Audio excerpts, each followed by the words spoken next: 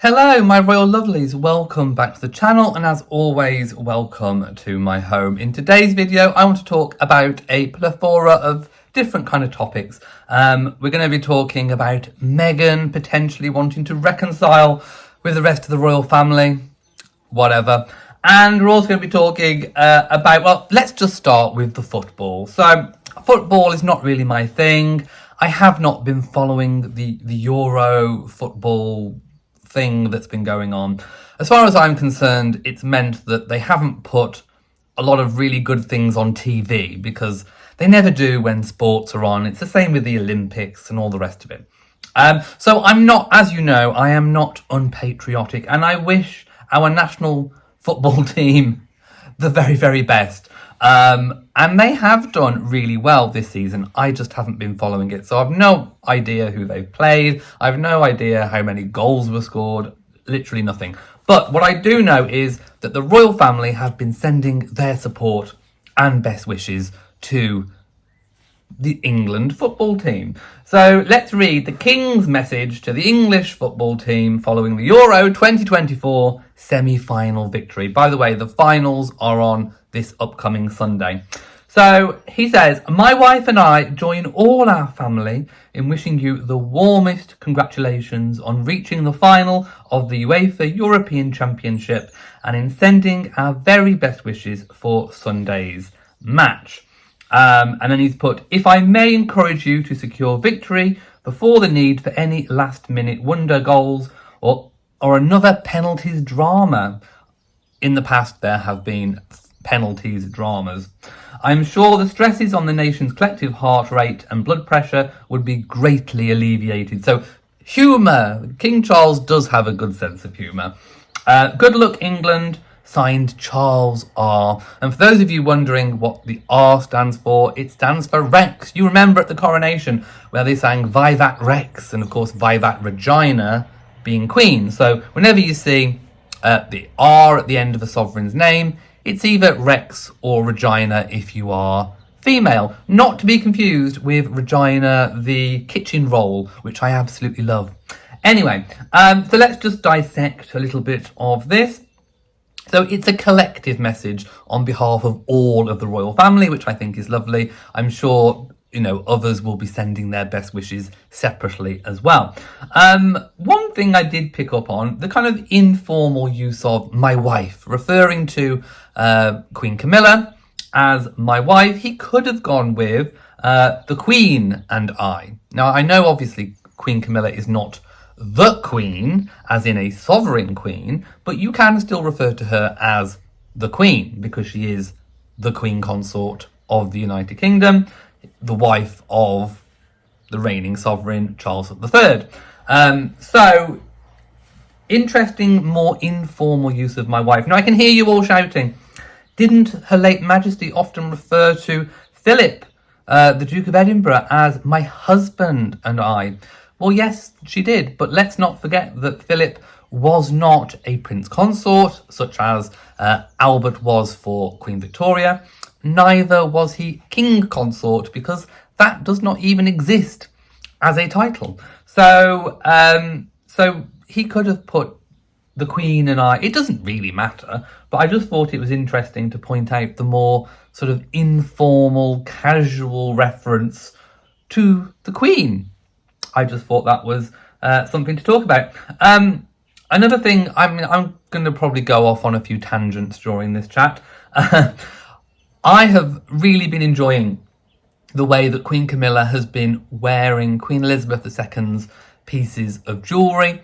And of course, the extensive jewellery collection of the British royal family, passed down from sovereign queen to queen consort, and so on and so on and so on. Sometimes during the British royal jewels history, pieces have been bequeathed in wills to other members of the family, and then consequently, due to death duties, they've been sold off. Speaking Princess Margaret, for example, a lot of her estate was sold off, tiaras and jewels and such like. But largely, the collection remains complete. And of course, Queen Mary, our late Queen's grandmother, extensively tried to restore and recoup a lot of jewels that had been lost, if you like. And she did a very good job. She was a bit of a magpie, and, you know, she would acquire all of these pieces. And then, of course, we had the big bequest from Mrs. Greville, who left a treasure, literally a treasure chest, a chest full of jewels to the Queen Mother when she was Queen. So yes, I love the way that these pieces have been worn, and older pieces that we haven't seen, that perhaps were not favourites of Queen Elizabeth II, are being worn and recycled and used. And I think that is the important thing about jewellery, is that it is actually used. And, you know, some people may have had the opinion, oh, it's a bit too soon to be sort of wearing pieces. But no, I think the best thing is to wear them, get them out and about, loan them to other members of the family so that they can wear them. I think it is the best thing. Also, I like the use of Queen Camilla's sort of casual jewellery. She's had quite a few pins, like with animals on, all that kind of thing. I'm really loving. Right, so we wish England the best. I won't be watching, and to be perfectly honest, I don't really care about the football. So there we go. That's just me. I'm not being unpatriotic. I do genuinely wish them well. The next matter that I want to talk about is Meghan. Well, she likes to keep herself in the news, doesn't she? She likes to keep herself on everyone's lips. So, as you know on this channel, I am trying not to talk about Harry and Meghan often, but sometimes a lot of times, they say and do things that, as I've just said, keeps them on people's lips, keeps people talking, and it would be a little bit ostrich-like to sort of put your head in the sand and completely ignore the bad behaviour. So I am going to talk about it. Now, there's a few articles about this, and I've chosen one to sort of refer to because I think it's the most up-to-date and probably the best that I can find. So we know that Harry and Meghan have had bad relations with their family on both sides. Of course, Meghan's fallen out spectacularly with her father's side of the family. And of course, they've isolated themselves from Harry's side of the family. One does have to ask, what is the common denominator here? It can't be everyone else. All of these family dramas seem to happen to Harry and Meghan. So the common denominator, of course, is Harry and Meghan. So one can deduce that perhaps the problem therefore lies with Harry and Meghan. Anyway, because, they can't just, they like to play the victim, don't they? We all know they like to play the victim. But we do know that things have not been going spectacularly well for Harry and Meghan in the PR front. In their attempt to endlessly make money by lampooning the British royal family, their PR has just plummeted right down. It's literally like the Titanic going right down. They have mortally injured and wounded and inflicted themselves, and they are on a nosedive down to the bottom of the Atlantic Ocean. And they know this. They know, although Harry may have made millions out of Spare, he's done so at a price. Probably more than what he actually got, because I think they've lost out. I think they've lost out on endorsement deals, other projects, because of their attitude towards their family. So I hope that the Spare money lasts a long time. Perhaps they should be curbing their spending. Maybe that's why he's on all of these legal retributions to try and get some more money coming in, because it certainly isn't coming in thick and fast from other areas, and they've done that to themselves. So that kind of sets the scene for this story. Now, of course, we don't know if this is 100% true and accurate, but when a lot of independent sources are saying the same thing, one does wonder. So, is Meghan ready to make peace with Catherine and William as their popularity plummets? Of course, Harry and Meghan's popularity, not William and Catherine's. We know that things have been strained, and whispers have been coming out that Meghan in particular wants to make peace with Catherine, as she has some regrets over how things played out between them, according to a source. Doesn't say what the source is, I might like to add. Ever since Meghan and Harry married, there have seemingly been tensions between the pair. Well, yes, I mean, we obviously saw back in the day that first sit-down sort of press conference talking about how sort of about Meghan sort of joining the Royal Foundation. That sort of showed a few early telltale signs of some tensions. And of course, the whole, who made who cry over the flower girl, over the dresses for Harry and Meghan's wedding, which I still don't think we actually have gotten to the bottom of, because, Meghan says that Catherine made her cry. Then there was the whole press saying that Meghan made Catherine cry. And then we had, I think it was in Spare, or it was the Netflix documentary, where Harry contradicted Meghan by sort of saying almost that they kind of both made each other cry. And I don't think we've ever got strictly to the bottom of who made who cry first. It's a sob fest, honestly. Making a mountain out of a molehill that did not need to be made public. Let's not forget that Harry and Meghan put this, into the royal sphere after the main story had come out. Now, I know, Meghan may have wanted, from her perspective, to not be seen as a bully because there was all the bullying drama and accusations going on. But by putting something that had already largely been forgotten back into the public sphere, you're not doing yourself any favours, especially then when Harry comes along and contradicts. Exactly. However, it was later clarified, but whatever, that it wasn't clarified that Catherine had made Meghan cry, because, like I said, Harry contradicted, so this article's not quite right. But a source has now told In Touch magazine that Meghan is ready for a reconciliation with Catherine, saying she wants to make peace with Kate. She doesn't want any bad blood between them. Oh, we're getting into a Taylor Swift song now, aren't we? Meghan's friends say she regrets how things went down and she never meant any harm to Kate. Is that why she blurted everything out to Oprah? I'm just saying. Though she must realise she could have done things differently. You think? Meghan's been going out of her way to show concern for Kate in this difficult time. Is that why she's been trying to she tried to upstage her with her jam and dog biscuits when Catherine was making a return to public life briefly, albeit briefly, for the Trooping the Colour? Does that show concern? Does that show compassion in action? And if that's Meghan going out of her way, then I would hate to see I'd hate to see her on a normal day. Well, we do normally get to see her on a normal day, don't we? Chicken legs and all. So in March, as we know, Catherine put out an emotional video message confirming, of course, that she had cancer. And Harry and Meghan did send a message of support saying, "We wish health and healing for Kate and the family and hope they are able to do so privately and in peace." Well, it's also believed Harry and Meghan reached out to Catherine in private too, of course, despite William and Harry still being at loggerheads.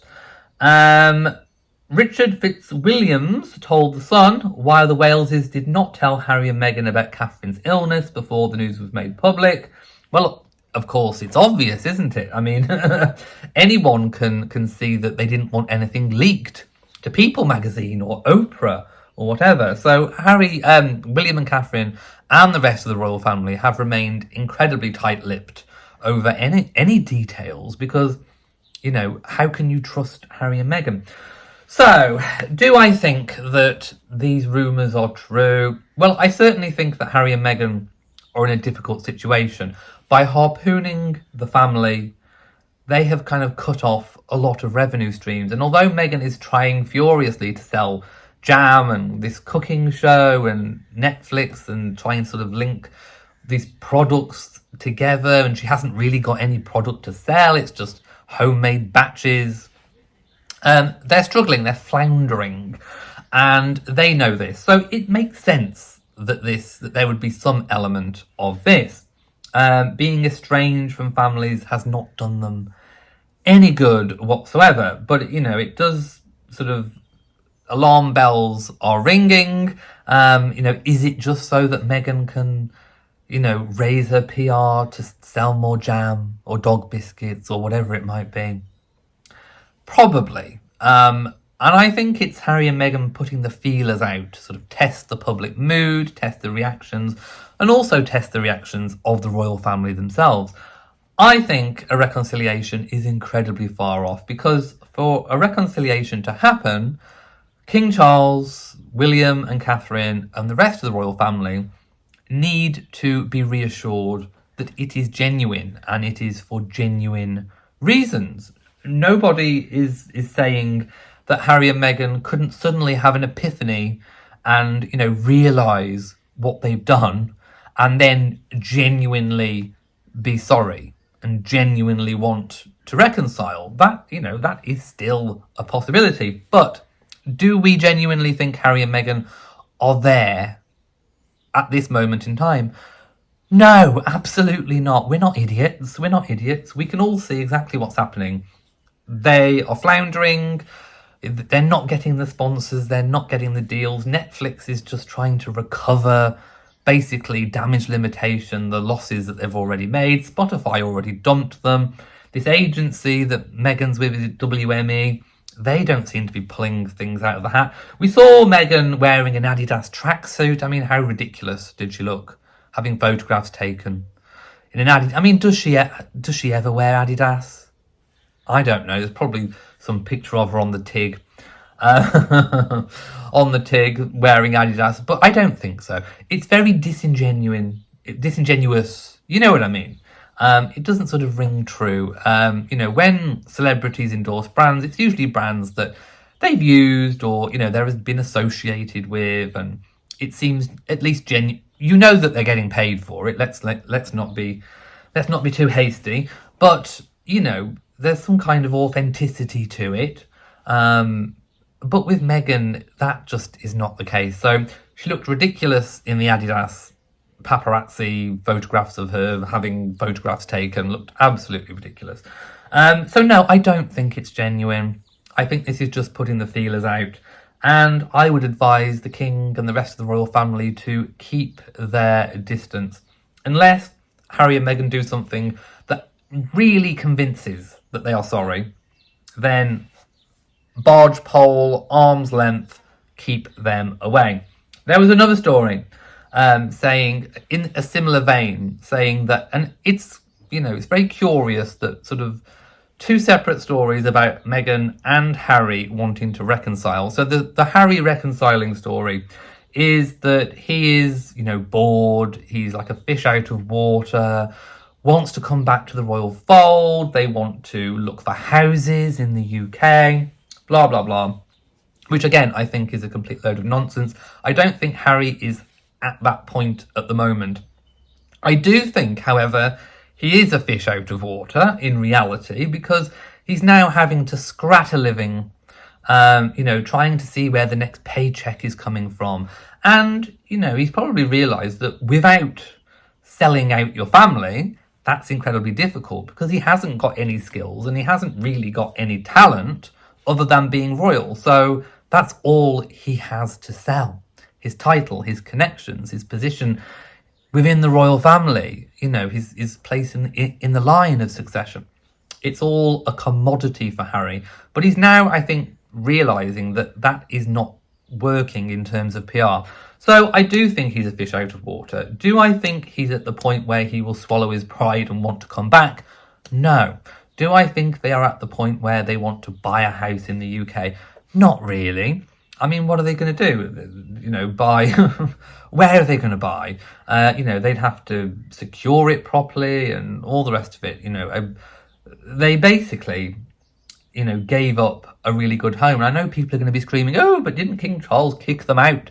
No. When all of it happened and they spectacularly flounced out, they paid back voluntarily the renovation costs, and then they were given a 2-year lease. It was a short-term lease, whereas they would have had a lifetime lease.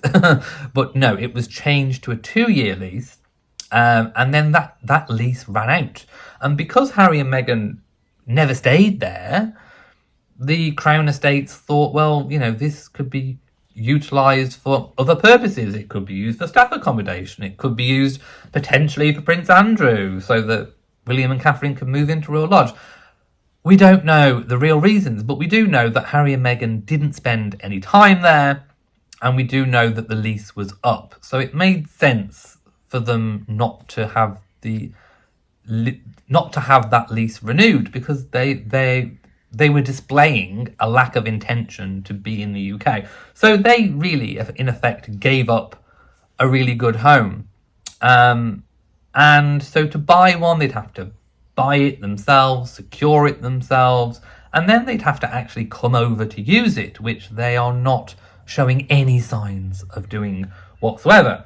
Harry's still got his legal battle going on with the Home Office. It's, they are not coming back. And someone who does have connections with the Sussex, or claims they have connections with the Sussexes, Denise Welch from, she's normally on Loose Women, like a daytime TV show, a bit like The View in the US, just like a panel show, just like The View, women. So she's on that, or she's been from that anyway. She says that she has connections who say that it's a load of nonsense. Harry doesn't want to reconcile. They don't want to move to the UK. Blah, blah, blah. I don't know who her connections are, but that's what she's claiming. So I think we have a state of equilibrium here. Harry and Meghan, I don't think, want to come back and reconcile. And also, well, not for the right reasons anyway. And I think the royal family want to keep them at arm's length and are very wary and have a complete lack of trust from Harry and Meghan. So I think there's a state of equilibrium. And to me, that means that there's not going to be any change anytime soon. And I think relations will just continue. But Harry and Meghan, precarious position. We are waiting to see whether there will be any product in terms of jam and dog biscuits. We're waiting to see what the cooking show will be like. I'm sure it'll be a hot mess. And like I say, like I've always said, 2024 is the year for Harry and Meghan to really try and solidify themselves as either a success or not. And then 2025 will be the break year where I think Netflix will give them the boot. I think they'll be gone, and I don't think anything will be renewed. I mean, we've seen nothing more of the podcast thing. It's all just very messy, isn't it, my loves? Right, I'm going to go now. Thank you for watching this video. I do apologise for not putting any photos and things in. I haven't got the time to edit. If you do want to watch any other videos of mine, I do have another channel. It's called Elliot and Matt Lifestyle. So I post weekly videos on there, so do go and check that out if you wonder why I've been busy. So thank you for watching. It really does help if you leave a comment. Just anything, just leave a comment. Give the video a like if you've enjoyed it, and of course please share it if you've got a Twitter account or X, whatever it's called these days, or a Facebook, or you're in a group. Please share the video because it really does help. Anyway, thank you for watching. If you've enjoyed it, do all the stuff that I've just suggested, and until next time, to you all, and goodbye.